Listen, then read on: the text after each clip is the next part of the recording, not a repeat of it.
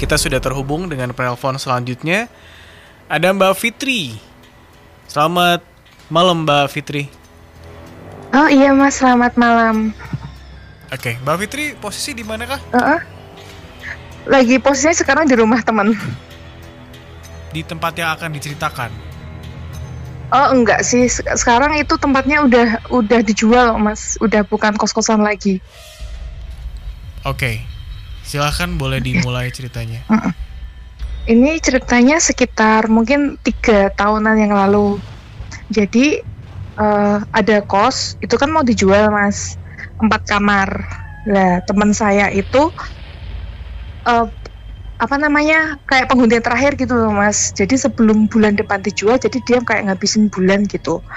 Nah, selama ngekos di situ hampir 6 bulan tuh dia tuh nggak pernah ngerasa aneh-aneh sih ya. Ngerasa aneh tapi paling ya biasa-biasa. Soalnya kan kosnya itu kamar mandinya terpisah, terus ada sumur ya. Kadang tuh dia ngerasa kalau di sumur itu ada yang suka ngeliatin kayak gitu. Ya, lama-kelamaan dia tuh suka cerita, katanya kalau sehabis maghrib itu suka ada itu kan modelnya itu kan kamar mandi Mas di luar kos, jadi ada pintu dibuka terus modelnya lorong, samping kanan ada sumur. Lah katanya tuh kalau dia mau jalan ke kamar mandi itu rasanya tuh kayak orang berjajar, kayak orang itu loh Mas, kayak pagar gitu loh. Udah beberapa waktu kayak gitu, makin lama. Terus waktu itu kan saya lagi main ke rumah teman di daerah Sampangan. Terus teman saya tuh tiba-tiba telepon nangis, Beb, saya aku udah nggak kuat gitu, bisa temenin kesini nggak? Ya kenapa gitu. Terus habis itu aku cerita sama temenku yang di situ, sama temenku 2 sama suami, kita ke tempat kos teman saya itu. Ya.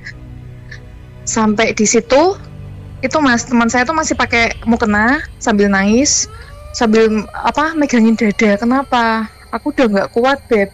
Tiap habis maghrib itu rasanya tuh kayak kayak badannya tuh sakit semua, terus tidur nggak nyaman rasanya. Padahal sebelumnya nggak apa-apa gitu.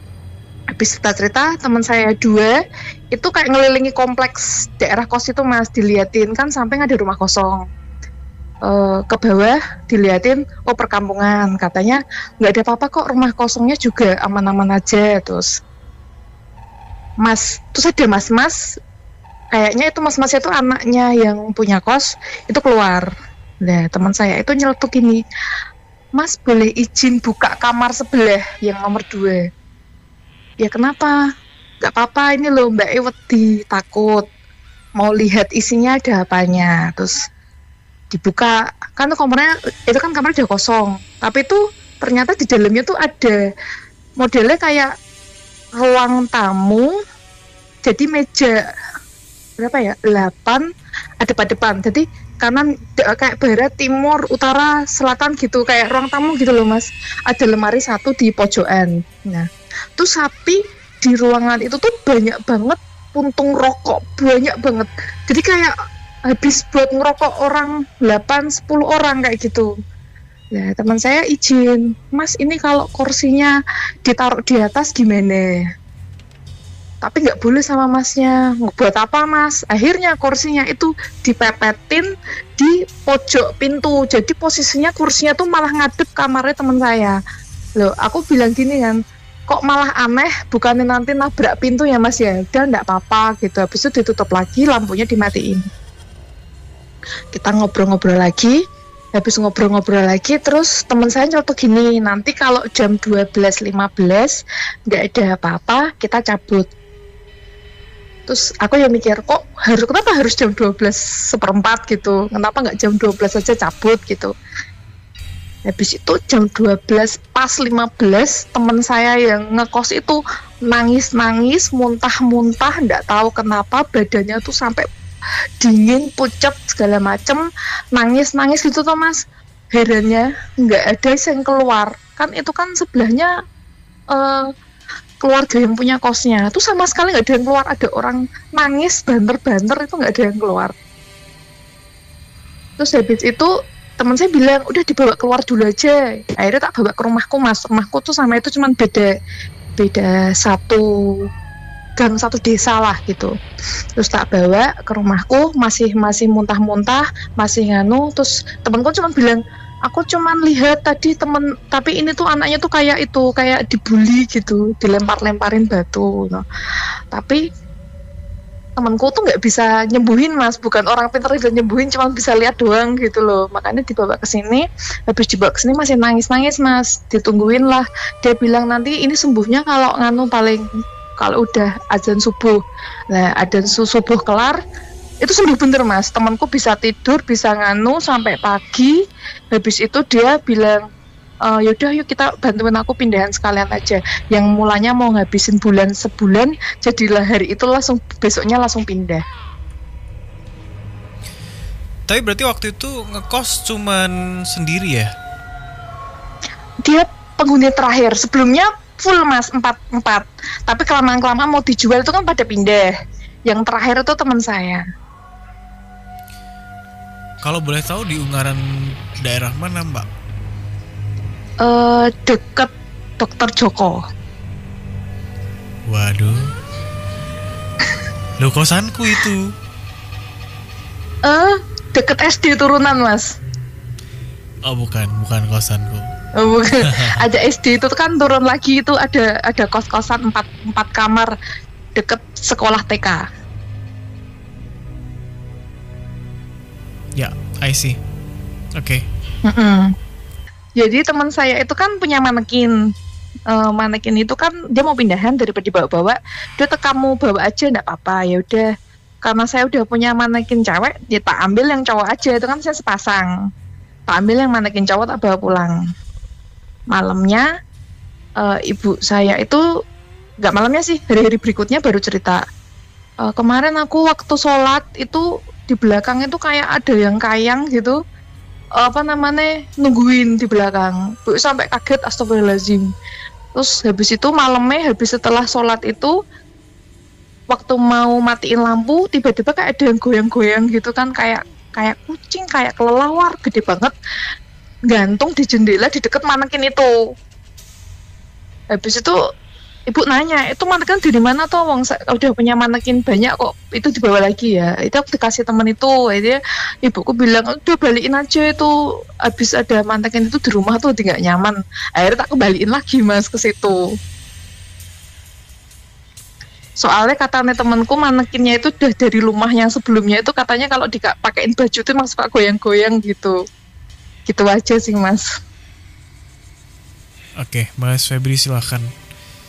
Apakah ini kos-kosannya yang memang angker atau bagaimana? Tapi kalau boleh tahu kenapa dijual, ada info nggak mbak? Kayaknya ibunya itu mau pindah ke rumah anaknya yang lain. Kayaknya mau dibagi warisannya, saya juga nggak tahu ya. Tapi sebenarnya sebelum ada kejadian pindahan ini, tinggal di situ ya aman-aman saja ya? Teman saya ngekos hampir 6-7 bulan itu ya paling ada mas di sumurnya itu.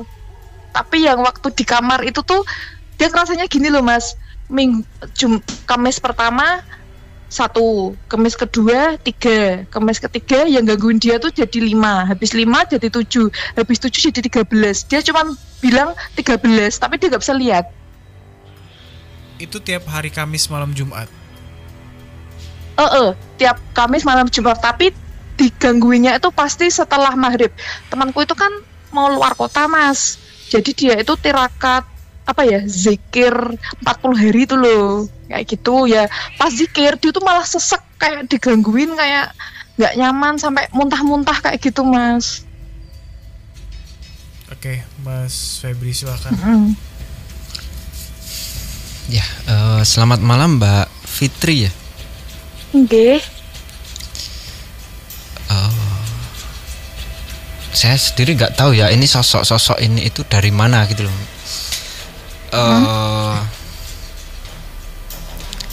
Kalau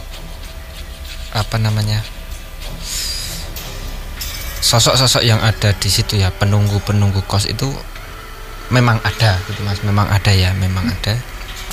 Oke.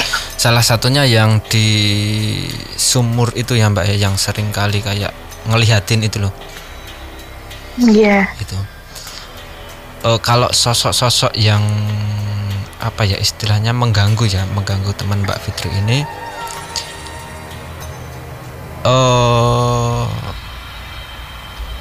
memang ada yang dari situ, dari kosan itu sendiri, ada juga yang dari luar kosan itu gitu Mas. Jadi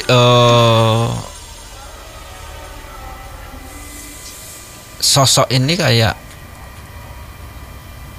apa namanya ya, kayak menguji mental, menguji apa ya, ya mental itu ya, menguji mental, terus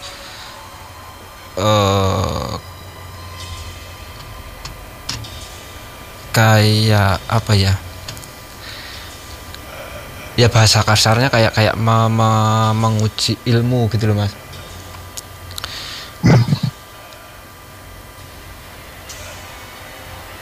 Jadi yang dilakukan sama temennya Mbak Fitri ini ya, secara tidak langsung itu kayak membuka mata batin gitu Pak Mbak. Yang kayak yang disebutkan tadi kayak puasa, wirid gitu ya Mbak ya. Dia nggak puasa, nggak wirid sih Mas, cuman kan karena mau pindah luar pulau, pikirnya saya mau zikir 40 hari gitu biar badannya bersih, enteng gitu.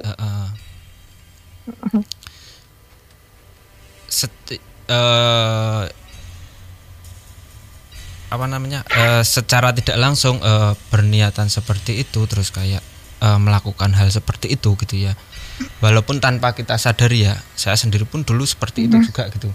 Secara tidak langsung itu kayak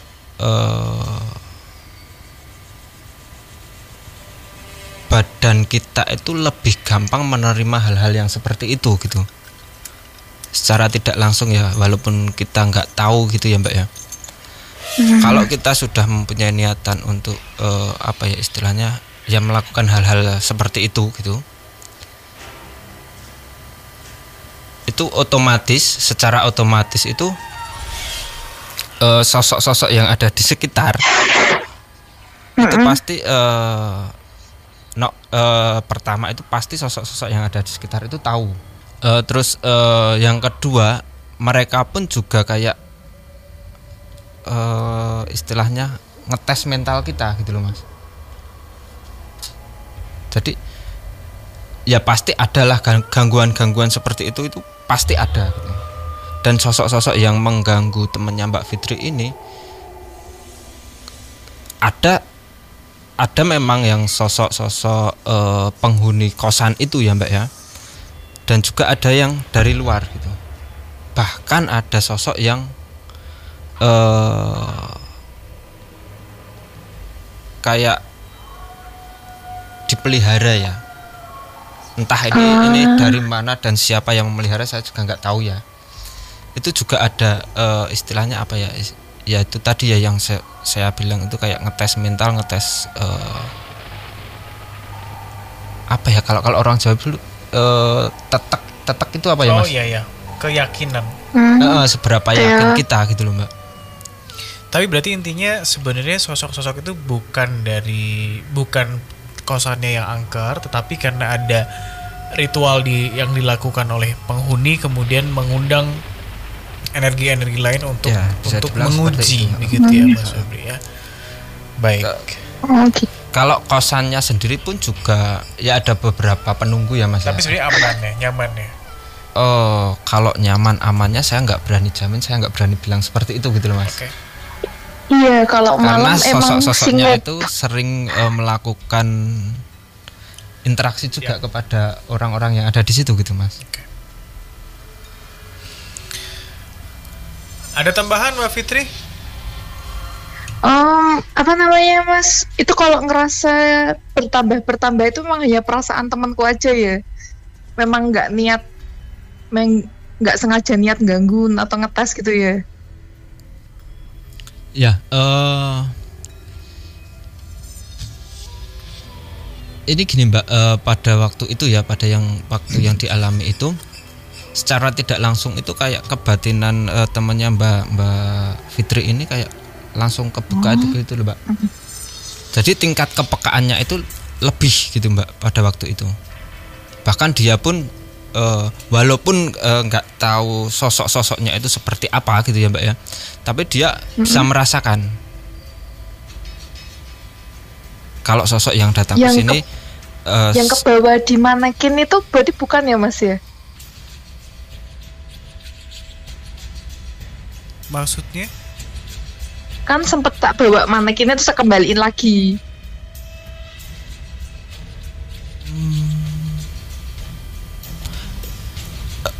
Ini sosok yang ada di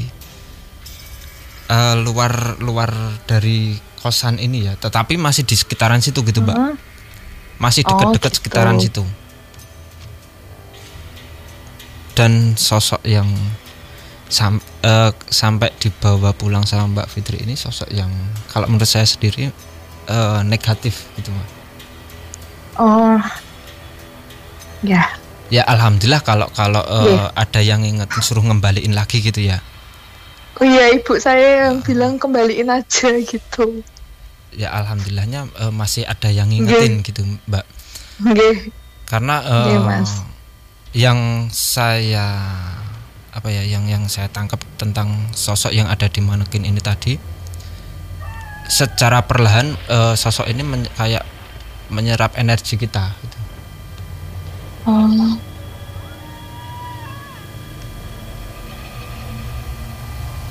Itu kalau yang saya tangkap tentang yang di manekin ini tadi ya Mbak ya, sosoknya kalau menurut saya sangat mengganggu sosoknya. Tapi wujud dari sosoknya apa nih Mas Feb? Kalau saya bilangnya itu kayak siluman ya Mas ya, jadi kayak